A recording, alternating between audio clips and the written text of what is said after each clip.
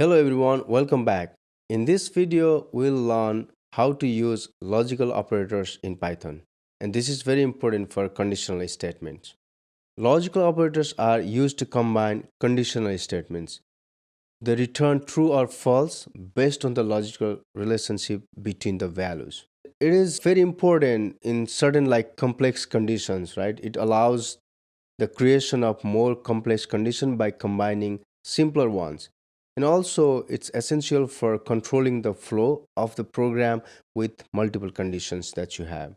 All right, let's do some coding how to use logical operators in Python. Please go ahead and open up the new notebook and then call it 0206 logical operators. You can rename anything you like.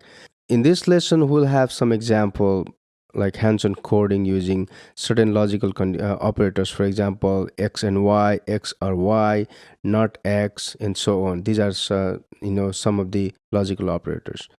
So let's demonstrate the logical AND operators. Let's define x equals to true, right? And then you have y equals to false, and result equals to x and y.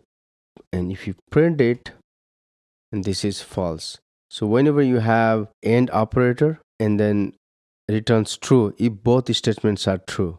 In this case, only one statement is true, that's why you get false. If both of them are true, let's say you have true here, print x and y, then you get true statement. The other example is OR, logical OR operator. So in this case, it returns true if one of the statement is true. For example, let's say x equals to true, and then result, I would say y equals to false, and let's say result equals to x or y, then print result. If we do this, then it returns true, because as you learned earlier here, it returns true if one of the statements is true, x or y. In this case, x is true, that's why it's returning true. The other one is the not operator. So x equals to true, and then equals to not x. Then if you do print result, then you get false. So if you look at the definition of this, is it reverses the result and returns false if the result is true. So basically x equals to true, but we're saying result is not x, right? So it's reversing the result. So if you do print, then it gives you false, although x is true here. So let's do some of the real world examples here. What I want to do is demonstrate a health related example first. So let's say we already did this kind of example earlier too with some other operators. Heart rate is 75 and normal rate equals to 70, right? And then let's say age equals to 45. Now applying the logical operators, and this is kind of like application of both comparison operators and also the logical operators together that I want to show you. So is at risk, whether the person is at risk or not, having that heart rate of 75, normal rate is 70 we have, and the age equals to 45, then what we can do is equals to heart rate greater than normal rate and age greater than 40. So we're basically comparing heart rate with the normal rate. Let me correct this. Heart rate with the normal rate and age equals to 40. So whenever we use the AND operators, it returns true if both statements are true. So in this case, you have this heart rate equals to normal rate. You have the heart rate is 75, normal is 70. This is true. And age equals to greater than 40, and this is also true. So if we print it is at risk, then it will print true because both of the conditions are met here. All right, that's an example in using the heart rate. And let's demonstrate how it can be used in like finance, right? So using the our example of salary comparison with the threshold, let's say you have salary equals to 5,000 and threshold is 4,000, and you have expenses of let's say 3,000.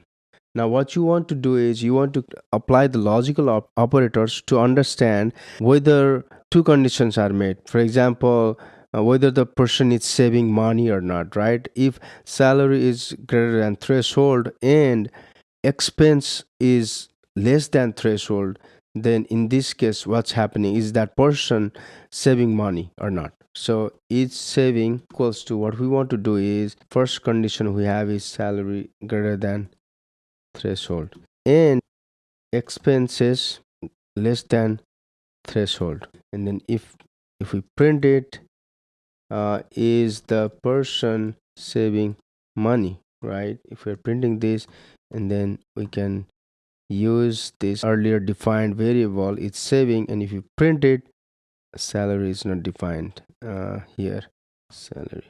All right, is the person saving money? It's true, because look at this. So if both conditions are met, then it's going to return true, right?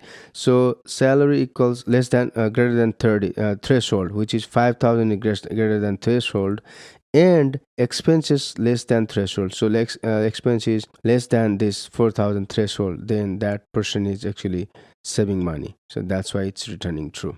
All right, let me give another example in forestry, right? For example, you have the tree height and also growth of that tree height, and you want to know whether tree height and growth is greater than certain numbers, right? So if you want to understand that, then you can actually use the logical operators. Let's define tree height equals to 30, right? That's the height of the tree in meters, and growth equals to 5, let's say. That's the growth in meters. Now applying the logical operator, is the tree tall enough or not, right? We want to see this is greater than the, let's call it threshold height, right, is 35. So if it is greater than 35, then we call it tall, otherwise not. So now it's tall equals to, what we want to do is tree height plus growth. We add this together to get the total height of the tree, and if that is greater than this threshold, which is threshold height, we define that as 35, then that should be tall, otherwise not, right? So let's print it, f for f string, and will the tree be tall after growth, right? Something like that. And then you can do is tall print. I need to close this out. All right, will the tree will be tall after growth? False, right? So if you look at this tree height plus growth, which is 35, which is not greater than 35, so that's the reason we got the false. All right, thank you so much for watching. I hope you learned something about logical operators in Python and how we can actually use this in real world.